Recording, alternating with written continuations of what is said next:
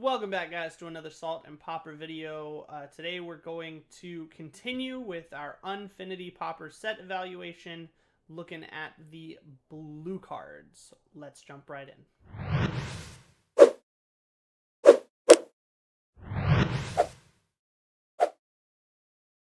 Next, we break into blue here. First blue card is Bamboozling Beeble. 1 mana 1/1 Beeble, protection from robots, with the ability to go 1 and a tap the next time target player would roll 1 or more dice this turn. Instead, they roll that many dice plus 1, and you choose one of those rolls to ignore. Protection from robots, I feel like, is surprisingly going to be very relevant in this limited meta. So is the ability to roll more than 1d6 to be able to visit your attractions. But as far as Pauper goes, this card is a wash. Like, nobody's playing this. Yeah, it kind of needs good blue cards that roll dice. And I mean, honestly, we kind of already have one that's better than that doesn't see play in Pixie Guide. Yep. Alright. Next up is Boing. Great word. Hilarious name for a card. Boing is a 2-mana instant, 1 and a blue. Return target creature to its owner's hand, then roll a 6-sided die. If the result is 3 or less, scry a number of cards equal to the result. This card's great. It's just a bounce spell with the ability to scry up to 3. Like, this card could read scry 1, which it effectively does, right? 50-50 to scry at all, minimum 1. And it'd be quite good at 2 mana. It feels weird to me that you want to roll low here. You know what I mean? Yeah, well, you say that, but I am a professional at rolling low. It just feels awkward to me that, like, the best case scenario is you roll bad. Like, that seems very counterintuitive to me, but I'm into it. I think this card's quite good. Yeah, I mean, well, think about it the other way around, right? Like, what were they going to do? Roll 4, 5, or 6, you scry half that much? Or, like, what? It's just the most elegant way to make sure the card was balanced. Oh, I get it. I don't know. It feels weird. Mm-hmm. I think the card's good. I don't think it's seeing any Pauper play it, but the card's good. Yeah, I mean, floor, it's just a pay-to bounce a creature. Yeah, it's 2 mana unsummon. Yeah, specifically creature, which makes it awful. Mm-hmm. But ceiling, it's a slightly better Voyage's End. So, right. I don't know. Yeah, I think this card's probably going to be really annoying and limited, but yeah, not going to see it anywhere else. I find it funny that the player who goes second, I think they should have higher odds. Right. I think it would be interesting. I could see this card in the cube. This is a card I would consider for the cube. It's got a good effect at instant speed that is just, like, on the edge of wacky enough that, like, it'll make people laugh, and it's, like, a good enough effect to be considered, so... It seems like you want to put it in a cube that's limiting itself or having a range of experience in it. Yep. And it's fine.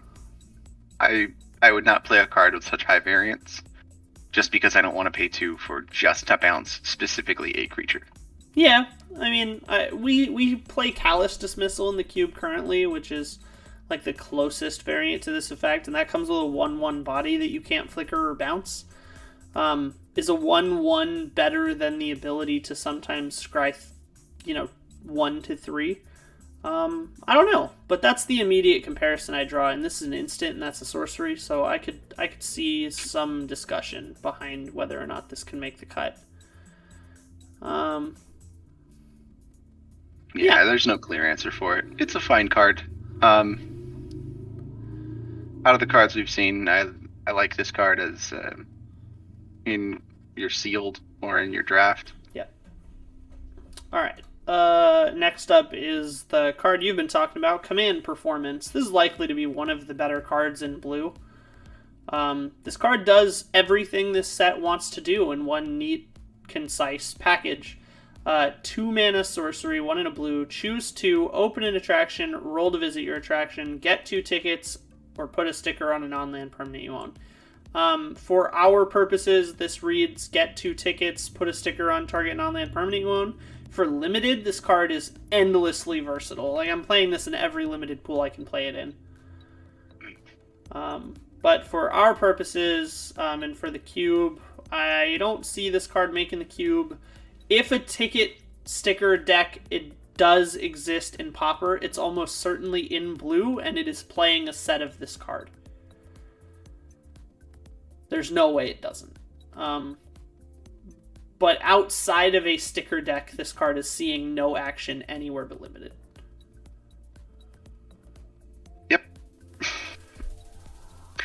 Yeah. That being said, it's really on rate. Like, I'm into pay 2 mana, get 2 tickets, get a sticker. Like, this effectively could read as 2 mana, up to 2 mana, make something a 2/4 permanently. Like, that's really good, considering we had, what was the changeling spell from Lorwyn, like, ages ago, Wings of Velis Veil or whatever, that made something a 4/4 until end of turn. Like, permanent stat markers for 2 mana at sorcery speed is like nothing to joke about. The ability to make something a 4/2 or a 2/4 for 2 mana, like, that's like a forced mutate kind of thing, where like mutate was good enough. So I imagine keeping playing some cheap cards with good keywords and then just playing these to make them 2/4s or 4/2s or 2/5s or whatever. Yeah, I mean, that seems pretty good, to be honest. Even if this is just a very generic pay 2 mana, target creature becomes a 2/4 permanently, like, that's a lot of upside. Like, could you imagine going like Vault Scourge on 1 into Command Performance on 2? Make my Vault Scourge a 2/4? Stop hurting me. That's solid. I mean, 2/4, 4/2, 2/3. There's enough cards on that you can relatively get one of those. And when you say it like that, I hate stickers even more. Yeah.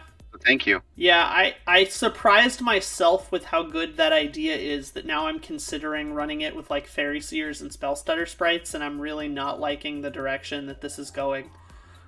All I'm saying is you're going to have to shuffle that stuff up, and I am going to be there enjoying every second of it. Well, I'm never shuffling a sticker deck. Are you kidding? I'm just going to lay them out face up and roll dice. Yeah, I don't know. I'm surprised at how good this card might be. So is it 5 minutes to show up to the table or 5 minutes to start playing? I forget which one I can call stalling on. Yeah, really, honestly, this card is probably one of the better sticker cards. So if any of them are going to get played, it's this guy. Yeah, it's especially, this is the cheapest card and the only card that both gets you two tickets and allows you to put a sticker on. And 2 is the critical mass. So let's do something with that amount of tickets you have. 2 is the critical mass. So I agree. And all the other tickets, or all the other ticket generation and sticker footer honors in the same card, they only get you 1 ticket and they cost more. Yep. So yeah, but surprisingly fan of this card, and I'm not excited about it being good. So hopefully it's not. Next is Croaked and Fibonaut. A 4 mana frog guest, 4 in a blue for 4/3, has flying as long as you control a stickered permanent. This is the blue version of the Stickers Matters cards we saw in white. I don't think flying is as good as lifelink, but on a 4/3, like a 4/3 flyer for 5 is strictly above rate currently. In Yeah. blue.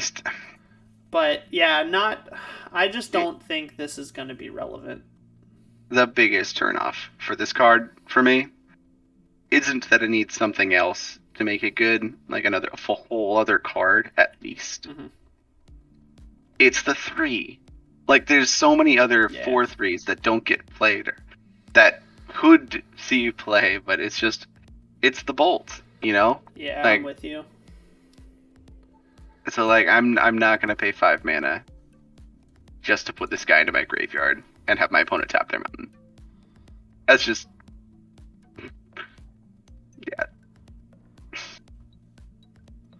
Yeah, I'm with you. I'm not a fan of this card in Constructed. In Limited, this card's going to close a lot of games with a lot of pressure.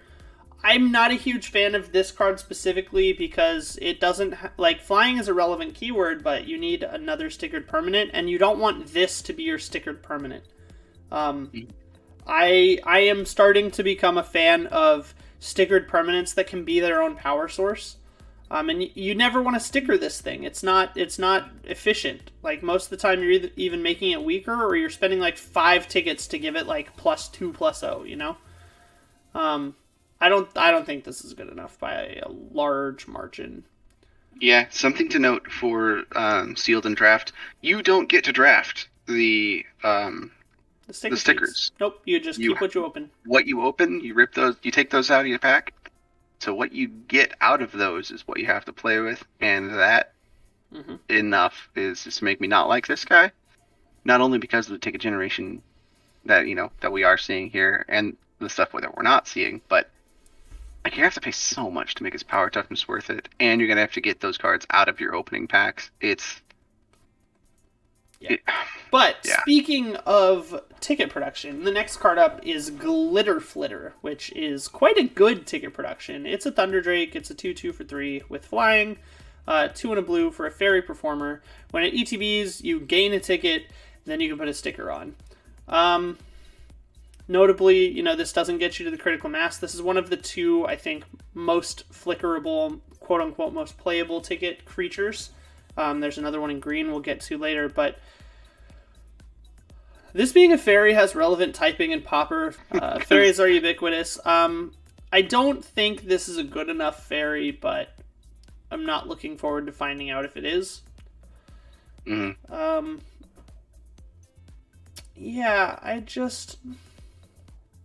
I don't think 1 ticket on ETB is good enough, I'll be honest. I think that the minimum is going to be get 2 tickets, cash in for something relevant, and name and art stickers are just not going to matter.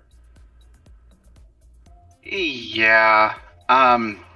This card's really fun with ninjutsu, but it honestly seems like a win more card. Yes. Like, all of the stuff that's in fairies, you don't want to cut for this. 3 is really expensive in that deck. Agreed.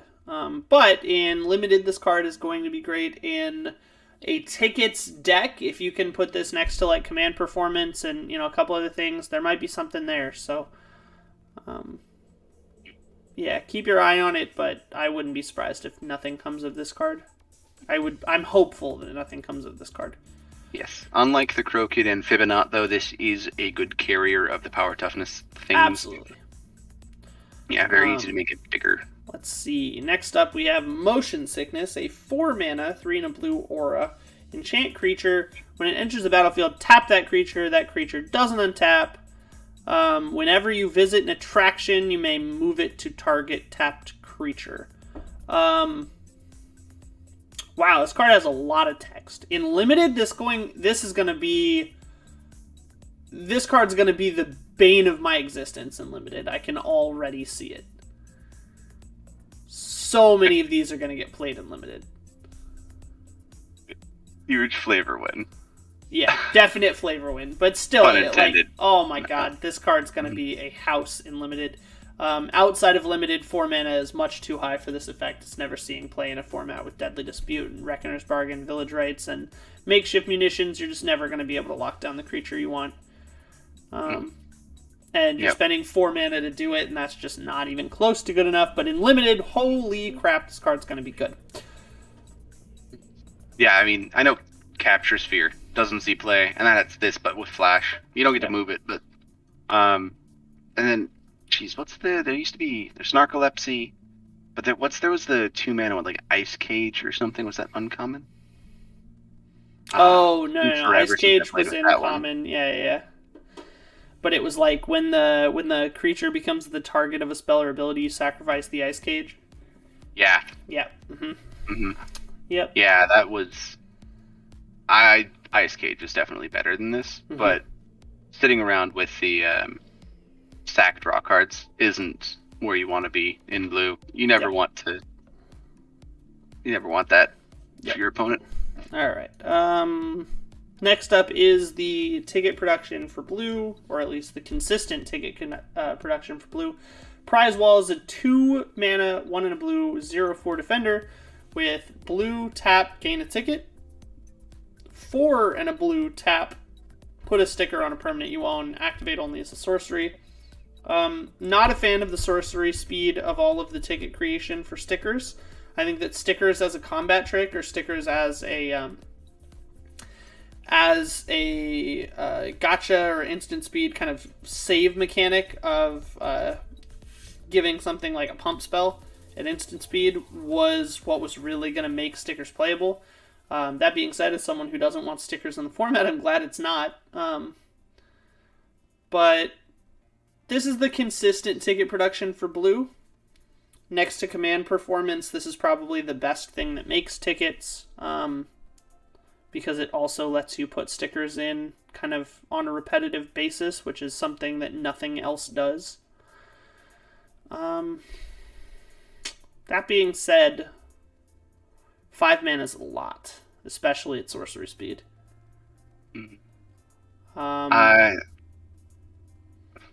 Just for like a little in-set stuff, like for when you're going for draft or seal, this does have a hat in it in the top right, just next to the bear's left hand.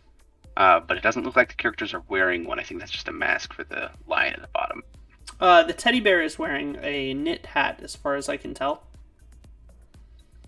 The teddy bear is not a real person. And I believe the elephant might have a... Oh, no, the tiger has a hat, too. Oh, the tiger's that's a mask up there. And that's just hair on the elephant. That doesn't count. Anyways, if you do get this card, rip it up, throw it away. Don't play with it. You're just going to save yourself a headache. So, just quick breakdown. Why are the hats relevant? There actually is some stuff that have... if there's a something in the artwork, just like how the stickers have hats in them. Yeah, so there's extra benefit stuff in more of the actual acorn things. Interesting. So when you do, when you get into the more fun portions of this, instead of... Got it. So yeah, I'm definitely trying to play this in limited then. Mm-hmm. Right. Yeah, it's got all the stuff you need for the art. Yep. This card is I want to say it's a bomb. You want to pay probably 3 of these. Nothing's getting through it. Yeah, that's true. Nothing without a sticker on it, anyway. Right, and there's ways to fix that. All right. Next up is Seasoned Buttoneer. It's a Vidalcan employee, 2 and a blue for a 2/2. ETB's open in attraction. Is a 2/2 for 3 vanilla creature good enough for you in anything? Because it sure doesn't look exciting to me. Gotta say draw a card for me. Open and attraction isn't enough. Yeah, I'm with you there. In limited, this card's probably great, but we'd have to care about attractions, and they're not legal in Pauper, so let's move it right along. Next is a really interesting card, so we can talk a little bit about this. Unlawful Entry is a 2 mana instant for blue and a colorless. Target creature gets +1/+0 and gains flying, so it's a jump. Whenever you put an art sticker on a creature, you may return it from your graveyard to your hand. This is the blue one of the sequence to the white tap card earlier.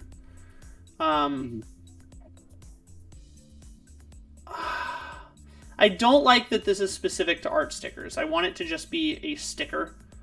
But what can you do? I think card's probably pretty good, to be honest. I mean, rebuy evasion spell at instant that buffs power, like, I'm into it. Huh. I don't think it's going to be played in anything but limited, but in limited, this card's probably pretty good. Yeah, I mean, there's things like Artful Dodge and just unblockable with flashback or rebound. Yep. So, like, this is a limited card. It's awkwardly fair in how it's flying instead of unblockable. But, you know, for decks that don't mind discarding and can get it back, this is just an easy card to pitch to, like, Faithless Looting. Oh, yeah, definitely. So, this is possible in the stickers deck if you're trying to draw stuff. But like you said, art only, that's going to be kind of difficult. Yeah, you know? I don't think you're ever wasting put a sticker into play on an art sticker. Unless you absolutely have to. And that being said, like, wasting a sticker to get this back, it doesn't even cast it from your graveyard, it just puts it back in your hand. Yeah, it's going to be a pass from me here too.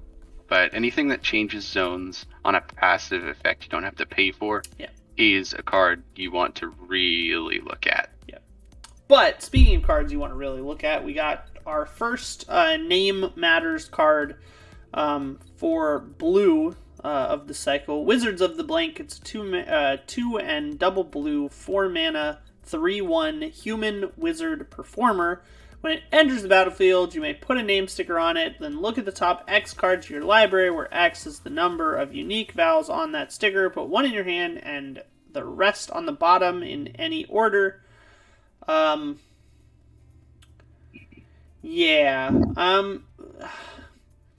love that this card is a 3/1 because it means it will almost never see play. If this was a 2/4, this card would be played an incredible amount, and I'm glad that it's not. This is probably the second best, and maybe the only other playable Name Matters card for Pauper Constructed, and that's pretty loose. I think there's only really one playable card, and that's the red one. But if a second one is going to get played, it's probably this guy. This will be played in limited. It replaces itself. It's 3/1, so it'll trade effectively in most cases. But outside of that, I'm not seeing a ton that this is good for. Quick, just flashback to the white card discussion for the heat map. Of your 10 sticker sheets, randomized 3 of them.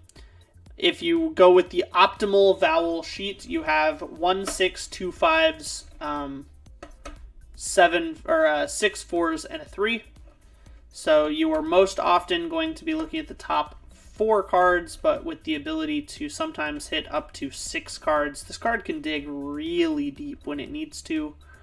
But worth noting, flickering doesn't help because it only cares about the vowels that are on the sticker that you put on it when it enters the battlefield, not what its name is after the sticker. I don't know. I like that this is a 3/1 because it's probably not going to get played because it's a 3/1. That's my takeaway here. I don't want this card to be playable, and I'm glad that it probably isn't. Yeah. It's really taken a twist in these. I like the bad parts of these cards, which is not what we normally do. Yep. So, the 3/1 portion of it, again, like you said, is my favorite part of this. Yep. I do enjoy that it does not put the cards at the bottom of your library in a random order specifically. I know. It's so nice. Because having to, like, legitimately keeping game state true and shuffling it's my the least 3 favorite or part 4 of cards. Militia Bugler. I hate it. Yeah, having to shuffle 3 to 4 cards there, present them to your opponent, have them cut that, and then put them at the bottom. It's just tedious. Yeah. You know, it's so unnecessary. any order, like, you're never seeing those cards again. It doesn't put them in a relevant place. This. Yeah, I'm really glad this card doesn't put them in the graveyard. Could you imagine? Oh my goodness, man! This card alone would be insane. So good. Yeah, top 6, mill 5, grab 1, and this creature's gonna trade off with anything that you want it to. Yeah.